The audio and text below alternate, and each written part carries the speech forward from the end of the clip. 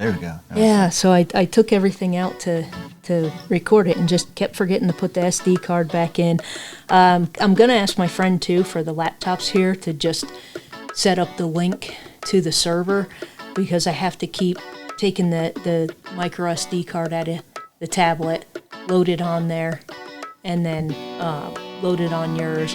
And if we just have access to that, it's way easier. So welcome to Storytelling on the Plains, where we're on episode like 94, and we still don't know what we're doing. That's just us, folks. Holy cow. Yeah. We're pretty far in. We should probably think about Pretty far, not very popular. Yeah. Just the way I like it. Yeah. Although I had a friend the other day, he wanted to see our YouTube channel, and It's not up yet. and no, it's well, up. I mean, it's up. The podcast stuff is up. And I showed him. He goes, "Oh, you got 15 subscribers. I only have 7." I'm like, Sweet. "You're more popular than me." I'm like, I've got a whole 50. I go, dude, we don't have a lot. We're still working. I mean, it's hard when you have a life and this isn't your sole job. Do you know what I need is because I keep going to Colorado. As I told you, I just came back from Colorado. I need to make a T-shirt with our logo on it and just wear it. Oh yeah. And just have people look at it and just like have a little QR code. Yeah. to just get you to it. Here, scan my shirt, and you can get right to it. I even thought about going down to Doug and having Doug make some business cards. I don't know if people do business cards anymore. I think that's weird for a podcast. Yeah, I think that's a little weird. Like, here's my podcast, like and subscribe. Yeah. Yeah, I absolutely suck at marketing, and I can't afford a marketer. And I'll And I don't know. I like our level of popularity as much as it gets out. The way it gets out, I should say. Yeah. For those who listen to it. I'm afraid if too many people listen to this, they're gonna hate it. We just get some. By hate it, I mean we're just gonna get some mean trolley comments, and I don't need that. Well, see, I just don't read comments anymore. I see that with I would suppose if you had hundreds of thousands of followers, you might have to pay attention to the comments. I don't know. I just don't anymore because from working at the newspaper, our media editor would read some of the comments out, and I'd be like, "Wait, what? What?" And she's like, "Irene, calm down. I'm the media editor. I'll take care of it." I'm like, "Well, that's stupid." And calm down. So like we just didn't comment. For all we know, we went from like 6,000 to 15 in like one night. Yeah, who knows? It was that bad. And I don't understand analytics to understand, if this is it the same people every week listening, and the podcast goes out to a bunch of different places. So I just don't even track that because I also know I'm the type of person that, Connor really likes stories about Sioux County. So then I start focusing on Sioux County. That I don't want to go down that road. I just want to keep doing, I read this thing and it sounds cool. So I'm going to do something on this thing. So anyway, today on Storytelling on the Plains, that's really short today, Connor. We did our little opening bit in less than 4 minutes. Unless we're still doing it, I don't know. Who knows? We might end up going back to it again. So today on Storytelling on the Plains, we're going to cover another business owner in Scottsbluff. Last week, I know I had mentioned I wanted to look at the Sioux County book, and things kind of just went awry in my personal life, and they were things that needed to be attended to right away. So I did that, and I had notes already gathered on this gentleman we're going to talk about today. So I figured I would just combine that all together, and then hopefully this week get some better stuff. Not that this guy isn't better, but I mean the stuff that I wanted to do. Hopefully, stuff. I know. I can't talk. See how it is. I can't talk, I can't read, and I have a podcast. So let's just jump right on in. So today we're going to talk about Thomas Howard Mentor. I just screwed up his name. Thomas Mentor Howard. Thomas Minter Howard, yes. So Thomas is another New York transplant, and no, I did not do that on purpose.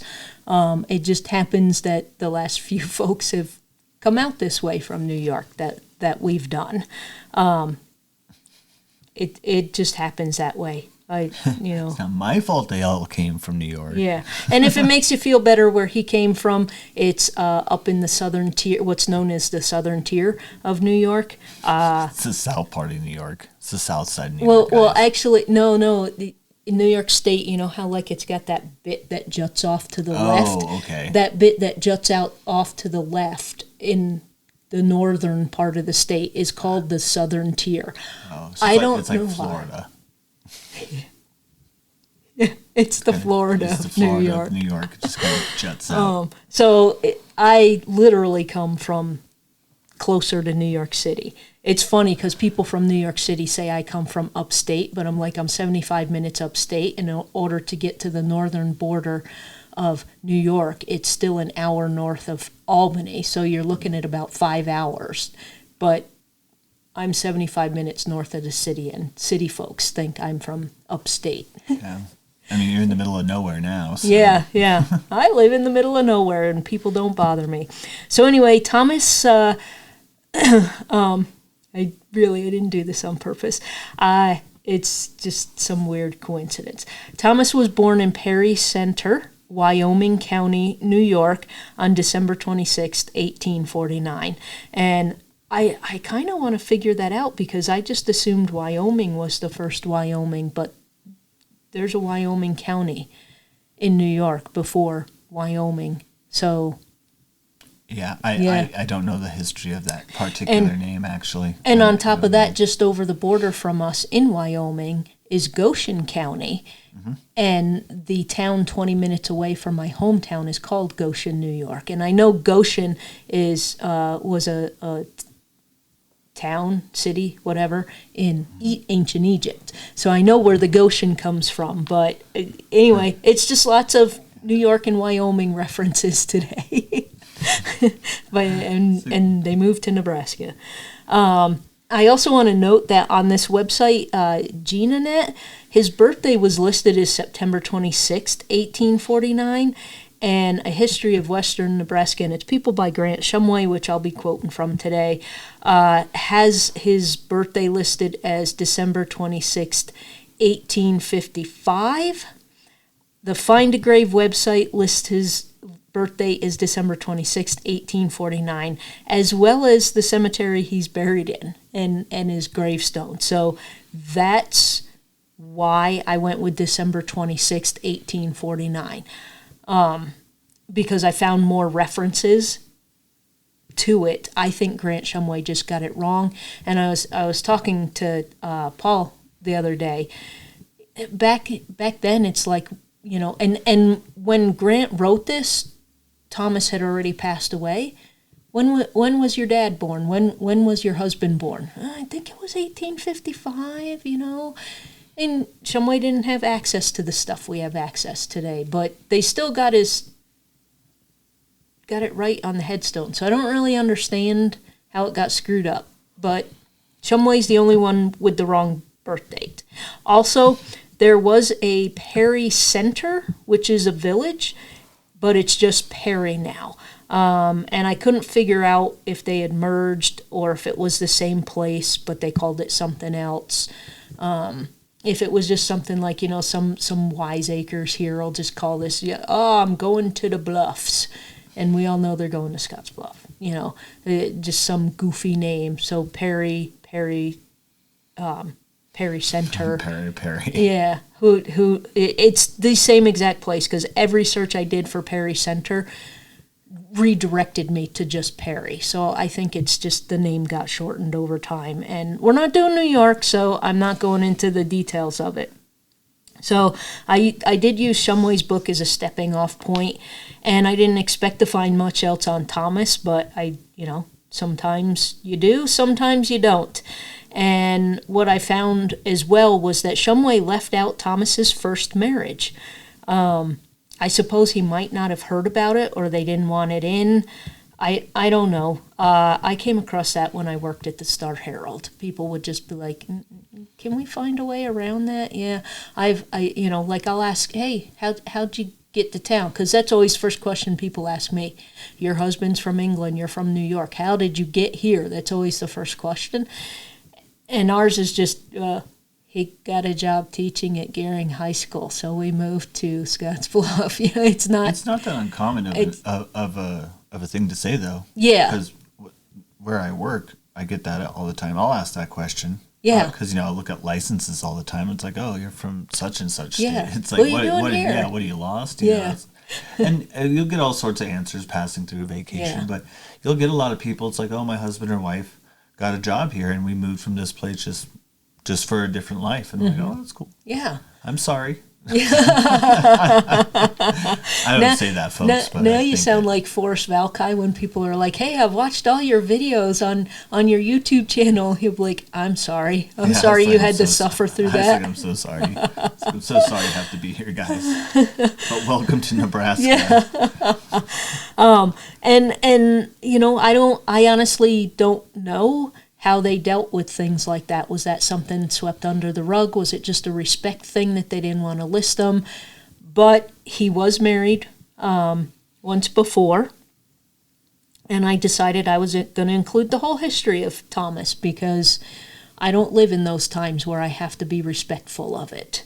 And I don't think I'm being disrespectful. He had a first wife and kids, so let's not just ignore them. Anyway, so Thomas's first wife died, so I imagine it might have been a little bit of a touchy subject, but I don't know. I think it's important to remember everyone. Even if his kids were, because I don't have information to know if they were, like, incorporated in the family or not, but even if they were, the kids came from somewhere. And so I think it's important to remember them. So on December 17th, 1874, Thomas married Frances Athalia Rutgers in Perry, New York. He was 25 years old, and they had a son on September 1st, 1876, who was also named Thomas Mentor Howard. So, I don't know. I don't like juniors and the thirds and the fourths and the fifths because why? I might understand a junior, but why do you have to keep going on with it? I don't know. That's a me thing. Anyway, on August 26, 1878, they had another son, Guy Clemens, and a daughter, Carrie Josephine, arrived on February 3rd, 1880. By the census of 1880, the family had moved to Batavia, New York, which is in Genesee County, which is still up in that area that I was talking about. Frances passed away on May 6, 1882. I did have a cursory look around, but couldn't find what she had died of. I just got birth and death records.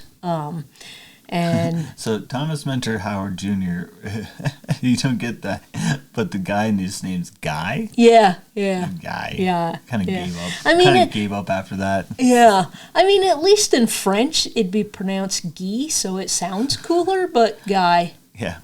Guy. I'm going to name him after me. What's his next guy? What's his next kid? Some guy. Yeah. He's just a guy. He's probably going to die, so we'll just call him Guy for now. So 5.5 years later, Thomas marries Deborah Tompkins on November 30th, 1887 in Batavia. And, you assume the kids are there and still getting raised. I don't know. I couldn't find any info. Deborah was born in Ireland on July 2nd, 1859, and according to Shumway, it was 1860, but her headstone, as well as a couple other places, show 1859. I'm not quibbling over a year, but I think Shumway got the dates wrong in both cases here. She and her parents came to America in 1871. I want to note, I don't think Shumway was being deceitful in any way. I think it's just the way crap happens sometimes. I had someone tell me a date for a story and it ended up being wrong and we had to do a correction, and I have to take the fault for that even though I wrote the date the person gave me. They were wrong. but I can only go on the date that they give. And Shumway is essentially just collecting short biographies on everybody that lived out here. Mm-hmm. So, he's not going to be 100% correct. So I don't think he was being deceitful or malicious or anything in doing that. He didn't have access to other stuff, and most people didn't have, even in 1921, a lot of people didn't have birth certificates.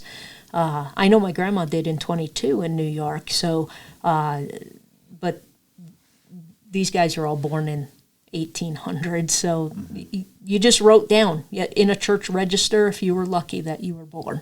Yeah. That's the best that they could do then. So he probably asked, got an answer, and assumed it was right. Although I do have to say that by the time Shumway did this, Thomas was dead, and he's got a headstone, and Shumway could have walked over to the cemetery and checked. But anyway. It's a long walk. Yeah. It's a long walk. It was snowing that day. Yeah. There was a blizzard, and he was trying to meet his deadline. There we go. We got an excuse for him. So Shumway wrote that they moved to Weeping Water, Nebraska, immediately after they were married. I don't have any other information about his children from his first marriage either. The GenaNet website lists the kids' marriages and deaths, but Shumway treats it as if they don't exist at all. When they moved to Weeping Water, by my math, Junior was 11, Guy was 9, and Carrie was 7. I don't think they just got left behind. I don't know. They did. They totally did. Yeah, I mean, sadly, in that day and age, I could see the two boys being left behind. And maybe there was a relative that took them in. I don't know. I just couldn't find any information. Did the old, hey, kids, wait here. I'm going to go get another wagon wheel. Yeah. Never comes back. Yeah. Yep. Yeah. And in the meantime, he runs over to the church, gets married, and then leaves. Yeah. It's kind of like the Apple Dumpling Gang, really. You ever watch the Disney's The Apple Dumpling Gang? No, but I know about them. Yeah. The whole plot of that, he gets the kids on the whole plot of that is this guy mm-hmm. is a gambler, and he somehow, the whole movie starts, he's just gambling, just living his life, and this weird guy stranger comes up and asks him to hold a package and pays him for it, and shakes hands, is like, whatever, and goes back to his gambling. Well, the next day it's 3 kids. That's the package. Oh. And the whole premise of the story is how he's trying to get rid of these 3 kids onto a woman who and it's the whole thing. It's like he's just trying to get it. So this is what's all going in my mind right now. It's like, is this the whole plot to the Apple Dumpling Gang? Maybe. Because it kind of sounds like it is. But I know that also happened at that point in time. They would just be like, well, I married this lady, bye. It had Don Knotts and Conroy in it as the bad guys, as the robbers. Okay. All right. I'm gonna have to go. Have to go watch it now. It's a classic. I know it's a classic, and I kind of know about it, but I have never seen it. Oh, okay. Because then they'll bring this. You'll read this. It's like, oh yeah, it is like the plot to the. So Thomas worked in banking as well as real estate. And he continued his work in real estate after the family moved to Scottsbluff in 1902. The family, you say? Yes. In Shumway's book, he gave big details to what the boys were up to, but the women were just the wife of someone, or they had a job. I did show this to my friend Bill, and I showed him the exact bit in Shumway's book. It said something to the effect of, like, there's a long paragraph about each of the 3 boys, and there were 4 girls.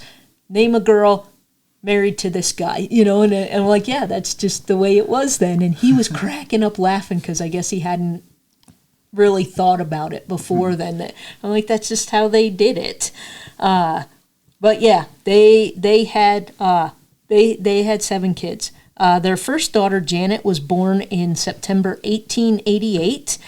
And if I remember correctly, I know it was 1888. It was either August or September. My hometown incorporated. Doesn't mean anything, but 1888 always sticks in my head because I'm like, oh, the town I was born in was incorporated then. It had been around for like 20 years at that point in time. They just officially became a town. Anyway. 100 years later, this little shit was born. So Shumway lists her as R. Janet, like R. Janet. Presumably she had a first name that started with R and went by Janet. I don't know. Sorry. But that wasn't a laugh cough. That was just a cough. That's okay. Sounded like a laugh cough. But that's how Shumway lists her. But every place else I just saw Janet, and I couldn't find anything else out. And again, I'm doing a story on Thomas, not all the details of his kids, which I'm going to accidentally get into anyway because they're his kids. Janet was a teacher in Wyoming, and in 1921 was residing back at home with her parents. Don't know anything else about her, but that's also not that common. I know people who were born just over the border in Torrington come to Scottsbluff to work, but they still live back home in Wyoming. Oh yeah, all the time. Honestly, I would do it just for the taxes. Yeah. Because I did that for a while in Sioux Falls. I would work in Iowa and come back to Sioux Falls. And it was nice because Iowa had all these loops I could use, and then when I got back to Sioux Falls, I could use them. It's kind of nice. Nice. I got good tax returns when I did that. Yeah.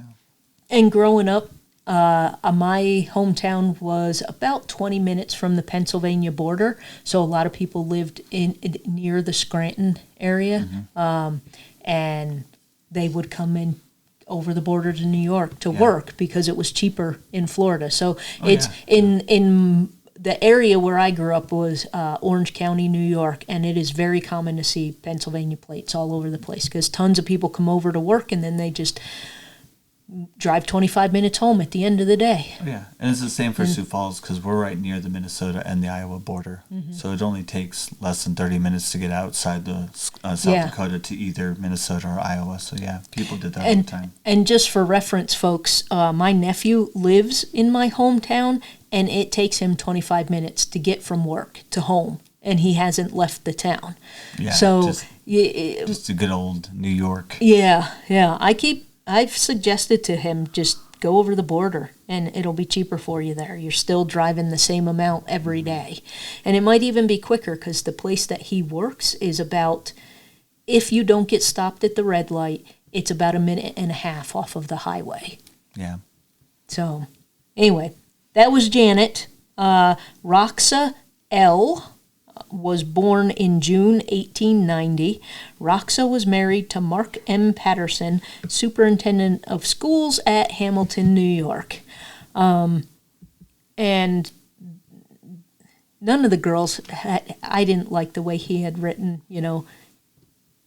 she's the wife of this person, so I just rewrote the sentences to make it sound a little nicer. Anyway, before we get to the rest of the kids, I want to note that Thomas was in real estate partnership with John A. Orr and William H. Wright, and after William's death, Thomas and John kept working together, but kept the firm's name of Wright, Orr, and Howard, likely because it was one of the leading real estate firms in the North Platte Valley. I say one of, Shumway said it was the leading real estate, I want to take him at his word, but I don't know. So he was at least in one of the leading real estate firms in the area. So although Thomas founded the Howard Greenhouse and Flower Shop as well, Deborah and her sons managed the shop, which Shumway said was quite large. And I tried finding some history of that flower shop. Couldn't find anything else other than what Shumway did, and I didn't have time to go down to Legacy because that's going to be a massively long search to try and find any information about. But he founded a flower shop, and basically his wife and kids ran it. But now back to Thomas. So Albert Tompkins was his first son. Was born at Weeping Water on April 6, 1893. Shumway notes he is the third of 7 children. So third of seven, he gets a whole paragraph. The first 2 kids just, it was a girl. Oh, let's all talk about Albert. And unfortunately, I couldn't find more details about the girls. Otherwise, I would have done that. I got details on the boys, though. So, It bugs me, Connor. I don't think it'll ever not bug me. Oh, yeah. Well, I mean, yeah, the girls don't get the credit. They don't ever do. Yeah. They don't get their part in history, and that is very sad. Yeah. It's extremely sad. But so Albert graduated from Scottsbluff High School in 1910 and afterwards taught school for 1 year. I don't know how you teach. It's the 19 teens. I guess you can graduate high school and go right into teaching. I don't know. Yeah, I could actually see that. Maybe just do a short class or something. Yeah. I mean, honestly, even I shouldn't say it's that easy nowadays, but as far as like high school to careers, teaching is relatively fast if you get through your college and you bang it out. I mean, you can become at least a substitute pretty fast. Mm-hmm. I could be a para right now just by having a degree that has nothing to do with teaching. Yes, I could be a para. So I mean, and for those who don't know what a para is, para. What does that stand for? Para-educator. Para-educator. It's a teacher's aid. They're teacher's aides. They're basically people that keep in and help. But yeah, those I think if you start there, you can be a substitute teacher after your first few. Maybe by the time you get your associates or maybe even your bachelor's. Yeah, so or in between that time. So when I moved here, I don't think you even need a college degree to be a para, because one of the paras I worked with did not have a college degree. Oh. And then the other para was a drug and alcohol educator or therapist. I don't remember what his official title was, but that's what he did. He ran group therapies for drugs and alcohol. Yeah. And when he retired, he became a para. Mm-hmm. I did have a degree. My degree's in anthropology, so it's not anything to do with education.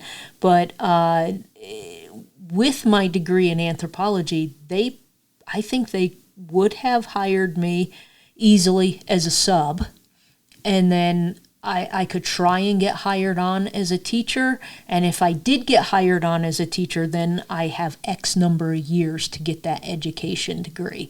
And it wouldn't be a matter of I have to go back and start from scratch. It would just, whatever education credits I would need would be what I would need to do. Yeah, teaching, I like versus, I don't know, becoming an architect. It's a relatively shorter amount of time. Yes. Oh, absolutely, yes.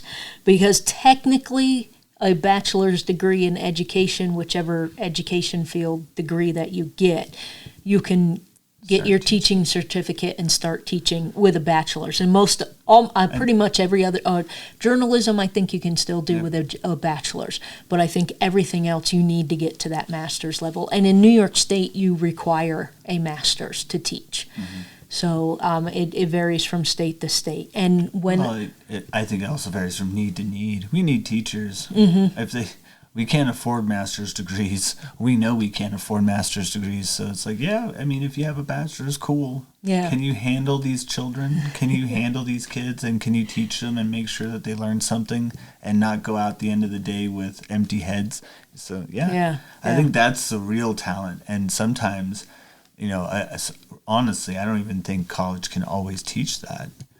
I don't know if it can. Sometimes it's just an experience of life. College can only teach so much. And the thing that I wish colleges did for teaching is I would have it your first year, you do your basic core classes you need for teaching, and then your second year should be your practicum and internship, because they're each a semester long. Mm-hmm. That way, if you get into the classroom and you're like, oh, hell no, then you don't have much invested in college yet. Yeah. By the time you get to your practicum and internship, you are completely done, and now you're pigeonholed into this career. And what do you do if you get in the classroom and you're like, oh, my God, this is not for me? Mm-hmm. Well, now you've spent 4 years in college. And what are you going to do? So exactly. I wish that they had something earlier on so that folks could really see what it's like in the classroom as a teacher before you get so invested. And seriously, you do your practicum and internship your last year in college. And the paras help that. So I suggest if you want to be a teacher, be a para for a while. Yeah, yeah. Like, go like be really a para and observe. Yeah, yeah. And do it for a while before you decide to be a teacher, because I think that'll give you a good idea. What you're in for. I used to have people tell me, including this one social studies teacher who I'm not going to name, but didn't really know stuff about social studies. It was really shocking to me. But used to ask me all the time why I was not a social studies teacher, and I was like, no, because the very first day I would yell at Connor, I would cuss and use the F word a lot, and I would get fired. I have no desire to teach. I don't mind helping you out. If you're like, I don't understand this answer, can you help me with my homework? Yeah, I'll sit down and help you with your homework. But I'm not getting up in front of the room, because the minute you don't behave, there's consequences, and I'm getting fired. So anyway, so See, I don't know. My teachers had a good way to scare you. They never cussed, but I had teachers that was just like, okay. They were allowed to when you were in school. Beat me? No, they weren't. No, when I was in school. To some degree, they could be mean. No, they couldn't swear. No, and they still couldn't. Yeah. But right now, administrations have pushed everything onto the teacher. So if a parent calls and says, my kid, blah, blah, blah, blah, the teacher gets in trouble rather than trying to find stuff out. The teacher throws a kid out of the classroom for whatever reason. Yeah. The teacher gets yelled at, why did you throw this kid out of the classroom? It's a lot different even from when you finish school. And it's sad, and we could sit and talk about that all day. Maybe we'll do that for our 100th episode. We'll just sit down and just run our mouths. School sucks. That should be our after end of school kind of special. School sucks. This is why. Yeah. So anyway, Albert went to be a teacher for a year, and he's Thomas's son. Then he moved to work at the Great Western Sugar Company in Scottsbluff as a chemist, and I left company there because that's the way Shumway referred to it, but we know it as the Great Western Sugar Factory. I think both work, and I think it probably depends where you're at, because Albert went to work as a chemist, so he might not have actually been in the factory. He might have been like in the building next to it where they do the chemist stuff. Although I've been in those labs, and those are in the factory. So I don't know. Anyway, it was 1921. Who knows? I know who used to run it for a long time. I believe it's the mother of my husband's boss. Oh. Was the chemist. And okay. Fun story behind that is I believe she never got a degree for it. Yeah. She literally walked in and they taught her and she did it. She wasn't stupid. I think she had a degree in something else. She was by no means completely just kind of dun, dun, dun kind of person. I'm not saying that, but I'm just saying it's remarkable because you can't do that. No, you can't. You can't. Yeah, she didn't have a degree, and she did it up till not too long ago. Actually, okay. Really, we're talking maybe decades. So yeah. I was going to say, at least in New York, I went to high school 1984 to 88, and I noticed the change in high school where they were starting to ask for degrees for things that normally used to be you just walk in, you got good references, we'll give you a shot. To be a police officer, which that's a good thing, but but when my mom was coming up to be a police officer, I don't believe she had a college degree. No, you didn't used to have one. Yeah, she ended up getting several afterward, but at the time she actually went. I don't believe she had one. Yeah. I don't think she did. Yeah. So he resigned from the sugar company 2 years later when he became assistant postmaster. He kept that job for 5 years, and he resigned because he had signed up for the military. So Albert served as a member of Company G, 4th Nebraska Infantry, Battery D, 127th Field Artillery, serving from September 18, 1917 to December 5th, 1918. For 10 months he was at Camp Cody, New Mexico, having been commissioned at Camp Zachary Taylor. After his return from the Army, he resumed his peaceful activities in the florist business and has been ably carrying it on. In politics, he is a stalwart stalwart Republican and is a member of the Presbyterian Church. I love how Shumway here says that he resumed his peaceful activities. Dude, if you spent World War I at Camp Zachary Taylor and then at Camp Cody, New Mexico, you didn't see any action, dude. You were peaceful the whole time. So, I mean, maybe he was a mechanic, but much about that, yeah. So whatever. But that's all right, because from what I understand here, the way Shumway writes, I think he volunteered, and it makes sense for the time. I mean, why else? I mean, why not? Yeah. I guess why else would you go away? Yeah. If you had a decent job as a postmaster and you liked your job as a florist, why didn't you just stay there? Yeah. So I assumed he probably was patriotic and he probably volunteered. And he was also the oldest son, so there might have been a little bit of pressure there to go. Who knows? Samuel Morton Howard was also born in Weeping Water on March 30th, 1896, and Shumway notes him as S. Morton Howard. So I'm presuming he went by his middle name. That's still not uncommon today. One of my aunts goes by her middle name. She hates her first name. And I believe she even got it legally changed. I think she might use the first initial and then her middle name, but in general, she never. I was like 13 when I found out what her real first name was, so that's how much she doesn't use it. So this didn't shock me as anything out of the ordinary when I read it. Samuel graduated from Scottsbluff High School and took some time.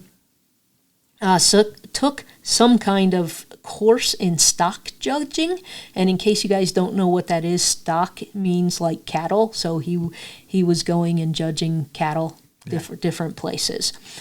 He used that to work with Jesse Harris in Fort Collins, Colorado for a season before entering the Army. He was assigned to Battery A 338th Field Artillery and was trained at Camp Dodge, Iowa. During his period of overseas service, he was stationed at Winchester, England, and Bordeaux, France, between May 23, 1918 and December 25, 1918.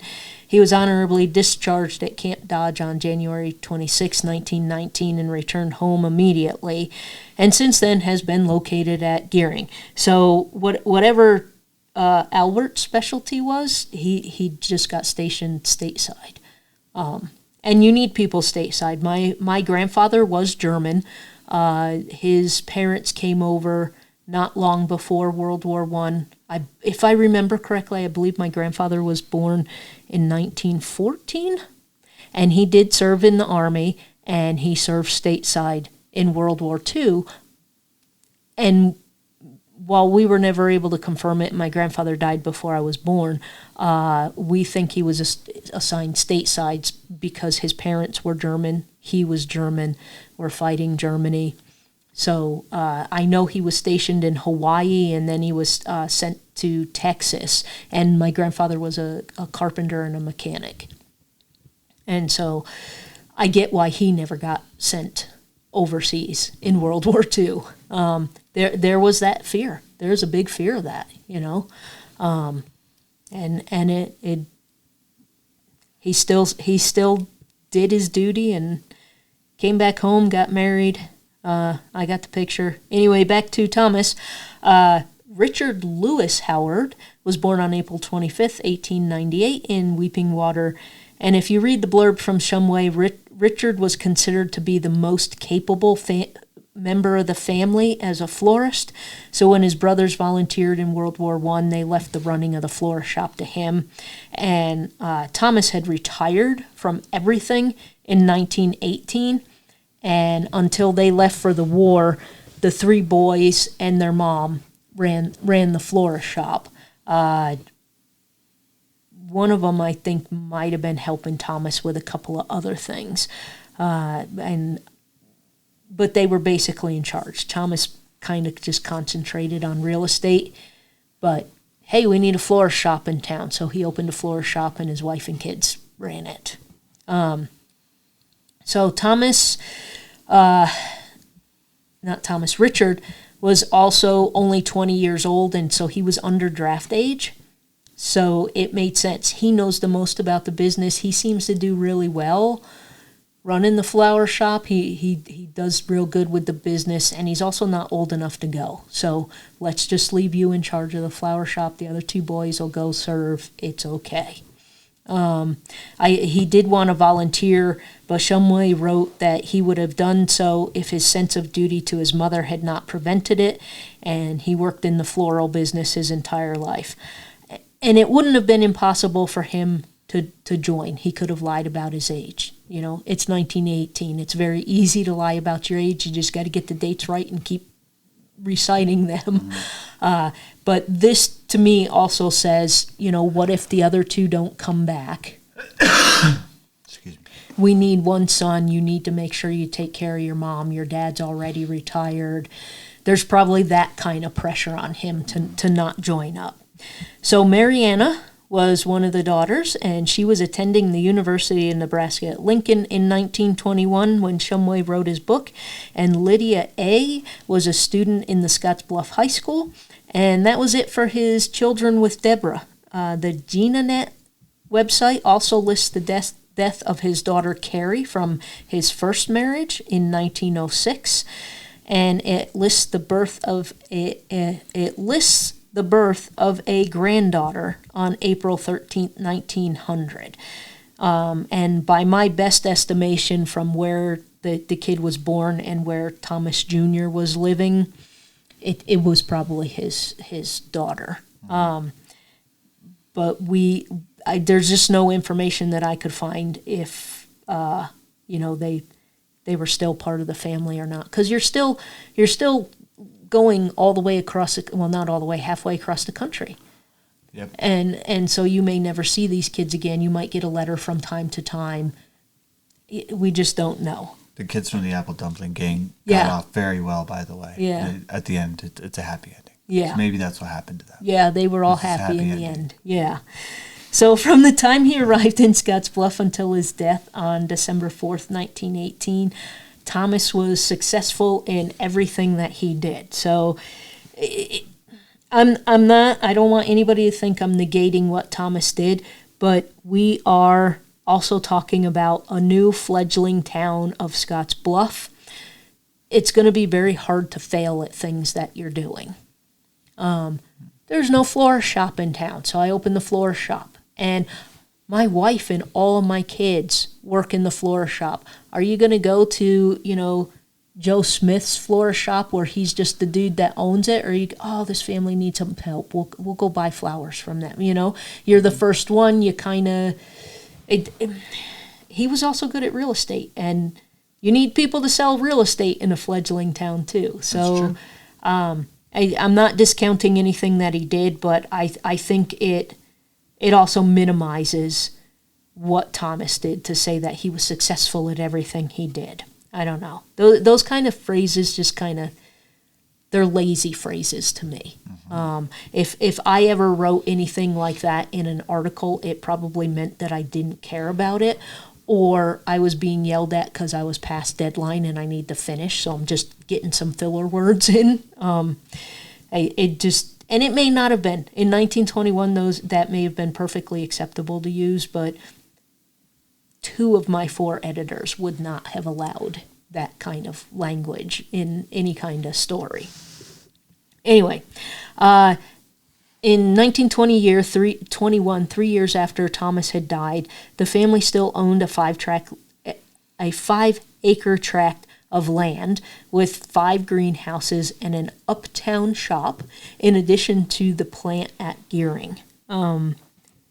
So they did very well. I mean, that's a lot for a flower shop, I think. 5 acres just to grow flowers. How big is Peaceful Prairie? Actually, it'd be about the size of Peaceful Prairie, I believe. Okay, so and that's, to me, that's a good size shop. It is, yeah. Okay, so that's roughly the size that these guys had. And the greenhouse itself isn't 5 acres. I'm talking about the property. Yeah, itself. that's what I'm talking, the property, not just the greenhouse. Yeah. Because he had the 5-acre tract of land with 5 greenhouses on it. Yeah, and you never know how large the greenhouses are back then. Bigger, smaller, we don't know. 24 footers, I don't know. Yeah, I don't know. Connor, we just need to build that time machine and go find out. So Thomas was active throughout his life in public affairs as well. He served on town boards in Weeping Water and Scottsbluff, so it didn't matter which town he lived in. He still stayed active in society. And Shumway noted that Thomas was a man of influence in the Republican Party. That could mean any number of things. I'm just assuming people sought him for advice. Yeah, he came to all the meetings. Yeah. Took notes. That's the only reason I go to all the meetings, because I'm the treasurer/secretary, and I got to write the notes.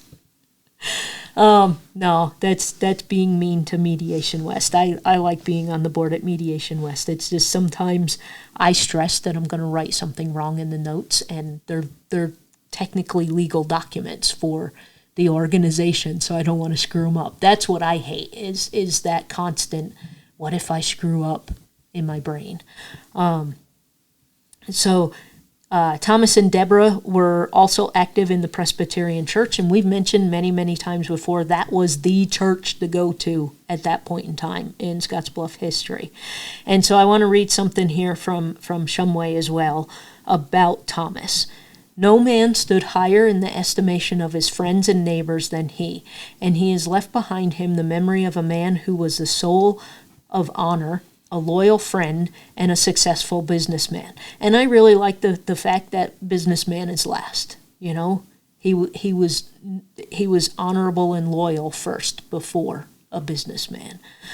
A lover of flowers all his life, he was endowed with the gift that enabled him to handle them successfully. He started the florist business in a small way while engaged in other enterprises, it being to a large extent a recreation with him and Mrs. Howard, and they spent many of their happiest hours working together in the greenhouses. But as the community grew, the business grew with it until it became their major occupation. So it just kind of seems like they were, that's how lots of mom and pop things get started. Hey, I make good tacos, and then you make them. Your friends are like, "Oh, dude, can you make some?" and I'll pay you for them. And then you're making a bunch out of your kitchen for your friends, and then it's like, "Well, crap, we should start a restaurant." And that's what it seems like happened here with the flowers. They enjoyed having different kinds of flowers and taking care of them together. And so, let's open a flower shop. Town needs a flower shop, and then it just kept growing and growing to the point that the two of them just couldn't manage it anymore. And they brought their children in for labor, because that was legal then. And it's better than being a chimney sweep. It's true. So it seems, even though he was in real estate, the floral business brought in much more money for them. Shumway wrote, Mr. Howard left quite a valuable estate, the accumulation of a lifetime of concentrated effort and honorable industry, and all his sons are highly esteemed as good citizens and capable businessmen. Mrs. Howard is also a good businesswoman and expects to continue active in carrying on the business in connection with her sons. Her interest and pleasure in life are her family, flowers, and home. And that's probably the highest esteem Shumway is able to write in 1921 about Deborah Howard. Today you would just be like, oh yeah, Tom and Deb own the flower shop. They do really well. They know their flowers, and it's different today. But that's probably the best that he's going to be able to say about Deborah, that she was really good at it too. Shumway had a neat little bit about Thomas that I want to quote again as well.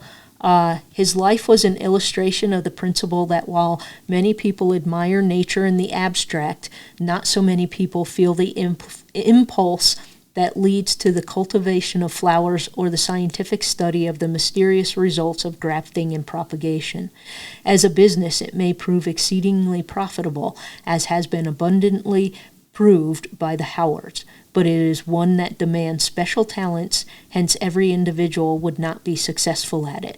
What I took from this was Shumway really admired the guy because he found something he was good at, and he made a really successful business at it, but he also talks about how not many people are interested in, grafting stuff. And I forget the gentleman's name. He just lives over not Torrington, like what's that next town over? Just outside of Fort Laramie, and he's got an apple orchard, and he does a crap load of grafting. He has different trees from different places. One of them he told me about had been planted in the late 1800s, like 1870s, 80s, and he was able to get a graft from that, and he's grown successful trees on his property with it. And like a year or two after that, a tornado came through and destroyed everything. So he's like, and I've got it here. I got those apples here. And I'm not particularly interested in apples and grafting and but man, the way that guy talked, I'm like, keep talking, because it's the enthusiasm, and he's successful at it. And he's like, yeah, and if this doesn't work, then I try this. And it was just such a neat day to be able to spend the day with him. And that kind of made me think that this is how Thomas was with his flowers, you know. So at least by Shumway's accounts, the Howards were generally liked in town, and Thomas was held in high esteem. They turned their passion, or recreation as they called it in those days, into a profitable business, and Thomas seemed to have thoroughly enjoyed his life. It's not a long story about Thomas, but you know, when I read through, there are some people that I do read through in Shumway's book that I will literally go, okay, all right. And then I go on to the next one. And while I do think everybody's life is important, Shumway didn't write anything that made me go, oh, I want to know more about that. And this got me looking elsewhere, and I found a first marriage from him. And I don't know. I learned something new. I had a good time. To me, that's what matters. I don't know if it matters to you. Not you, Connor. You people listening, maybe y'all don't care. But it was something neat that I saw and figured, you know, it's not going to be one of our longer episodes. You know, we're I don't know. We did 51 minutes. Yeah, we did pretty good. But I think it would have been neat to know Thomas. I think he'd been a fun guy. If Thomas was around today, I would have written an article on him. Yeah, my husband definitely would have loved him. Dude, he's got an open door to come here, not only to talk about the ghost stories he has, but I would love to do a story on Jason's life and how he got involved in the things that he got involved in. And good luck. Yeah, I know. I'm trying. We've been married for 7 years. I've known him now for 15, 16 years now. Married for 6 of those, and I'm still trying to get the full story. Yeah. and maybe I'll get lucky and get it. I interviewed a lady one time when she was still the director at Legacy. So 1, 2, 3, 4 directors ago. And she shared the story with some of her Marine Corps buddies and with her, I don't know if it's mentor, the person that oversees your master's degree. You know, you're like assigned a professor that you have to report to when you do your master's. That person. She showed the story, and they were all like, how did she get you to tell those things? And a couple of things I guess I got her to talk about, they didn't even know, and they've known her for like 40, 50 years. Oh. And I don't know. I just sit down, I have a conversation with people. You ask the right questions. Yeah. I'm that way. Yeah. A lot of people's like, you never told me that. It's like, well, you never asked. Yeah. I don't brag about myself. I didn't think about bringing it up. like for me, I don't have an issue talking about mental health and my PTSD because I feel it's important for society in general to talk about it, to continue to remove the stigma around everything mental health, not just my diagnosis. But there are a lot of things about me that people don't know. Mm-hmm. I could show you, it's in this room somewhere, I have 2 manila envelopes overstuffed with 8.5 by 11 sheets of paper. Mm-hmm. Award for this, award for that, award for that. I don't tell people about my awards. I'm not a bragger. And the only reason this comes up is because someone saw my two little third place trophies that I have on my shelf there behind you. Mm-hmm. And they were asking about it, so it's just kind of fresh on my mind. But they didn't know either. They've known me for several years, and they're like, we knew you won a few, but this is a lot. Mm-hmm. And they're like, and people tell me hang them up on the wall. Why? I don't, they weren't for bragging rights. It was, I think I wrote a good story here. Some stranger's going to read my story and judge how good it is. Oh, okay. I got a first place. Whoa, that's pretty darn cool. All it did was give me more confidence in my writing, because before I had done that, I could never do a podcast because I would be terrified. What if I screw up? Like I screwed up a couple times here today, and it's not a big deal. I don't think anybody cares, but you take me back 6-7 years, I couldn't have done that. I would have been like, oh, we're going to have to hit stop and we're going to have to try it again. And today I'm just like, you know what? Everybody messes up. And we make mistakes. You know, like I messed up Thomas's name. And that was right at the beginning. We very well could have stopped and started over. And I'm like, you know what? People screw up. We make mistakes. And that's another thing that I kind of want the podcast to be, too, is it's just the two of us sitting and chatting about something we learned. Mm-hmm. And if we screw up, we screw up. And I'm sure Thomas experienced that in grafting flowers. This one works, this one doesn't work. Anyway, come back next week. We'll have another story for you. I don't know what it is. Just hope that I have enough time to yank out that big book on Sioux County, because I really want to head back up to Sioux County and do something from up there. There's a couple of towns that no longer exist. I don't want to do a whole series on ghost towns, just because that will never end, especially if you know western Nebraska. That will never end. That's all we'll do from now till the end of time. So when I come across one, I just want to do one. And there's a couple that are right next to each other up there in Sioux County that I wouldn't mind getting to next, but I'm not going to promise, because as we're recording this, my brother-in-law arrives tomorrow, and I'm not sure how much time I'll have in the 2 weeks that he's here, but so I don't know how heavily invested I can get, but I'll try. Anyway, that's it for us this time. I'm Irene. And I'm Connor. And this is Storytelling on the Plains.